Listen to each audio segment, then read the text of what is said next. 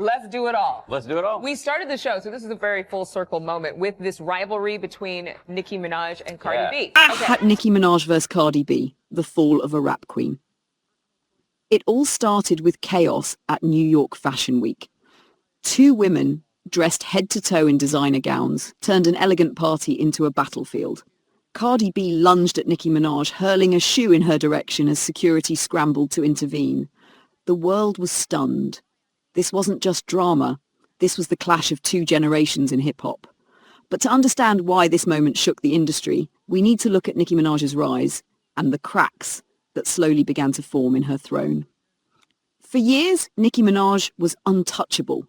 She wasn't just another rapper. She was the face of women in hip-hop. From 2010 to 2016, she dominated the BET Awards, winning Best Female Hip-Hop Artist 7 years in a row. She sold over 100 million records, landed 23 top 10 hits, 3 #1 singles, and 3 chart-topping albums. With 148 songs on the Billboard Hot 100, she ranked among the top artists of all time. If Nicki had walked away, then she would have been remembered as an undefeated queen. But she didn't. Instead, she kept fighting in an industry that was shifting beneath her feet. And soon the first real challenge appeared. That challenge came from Remy Ma. After years behind bars, Remy returned and set her sights on the crown Nicki held. In 2017, she dropped Shether, a 7-minute lyrical assault packed with accusations about Nicki's personal life. Fans couldn't believe it.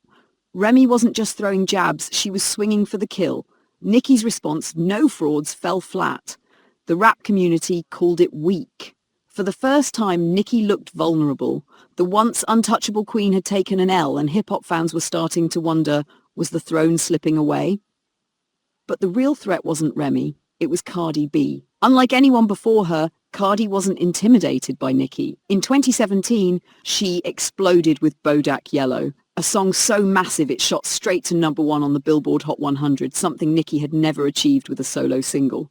Cardi wasn't just a rival. She was proof that the game was changing. Her style, her voice, even her confidence, it all reminded fans of Nicki, but with a fresh, unfiltered twist.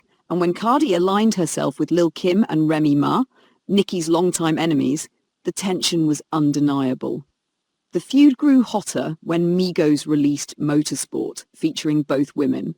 Nicki allegedly altered her verse after finding out Cardi was on the track, fueling rumors that she was threatened. Cardi brushed it off.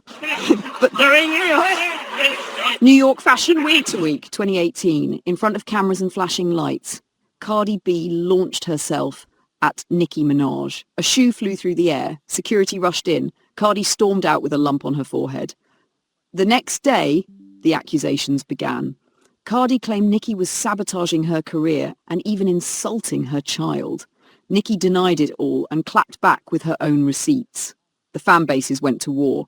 Nicki's barbs against Cardi's supporters, with social media turning into a battlefield. This wasn't just a fight, it was a symbol. A generational shift. Nicki, once the pioneer, was now facing a wave of new energy that the public was eager to embrace. And when Nicki released her highly anticipated album Queen later that year, the cracks widened. Despite strong reviews, it debuted at #2 behind Travis Scott's Astroworld. Nicki didn't take the loss lightly. She blamed Spotify, accused Travis of gaming the system with Kylie Jenner's help, and even pointed fingers at her own label. Fans weren't impressed. Instead of looking powerful, Nicki looked bitter.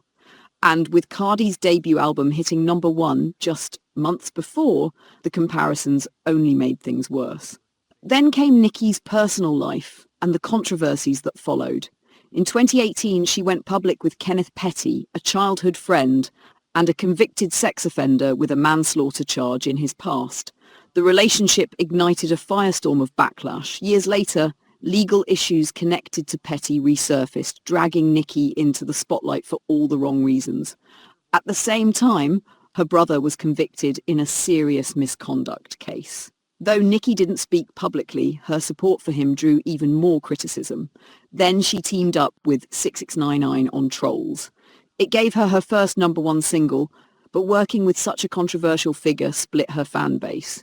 One by one, the decisions that once showed Nicki as fearless began to make her look reckless. And the new generation wasn't slowing down. Nicki found herself clashing with rising stars like Lotto after publicly blasting the Grammys for categorizing Super Freaky Girl as pop while keeping Lotto's big energy in rap. What could have been a simple debate spiraled into a public feud on social media with fans siding against Nicki. Then came Megan Thee Stallion. The two had once collaborated on Hot Girl Summer, but by 2021, their friendship had cooled.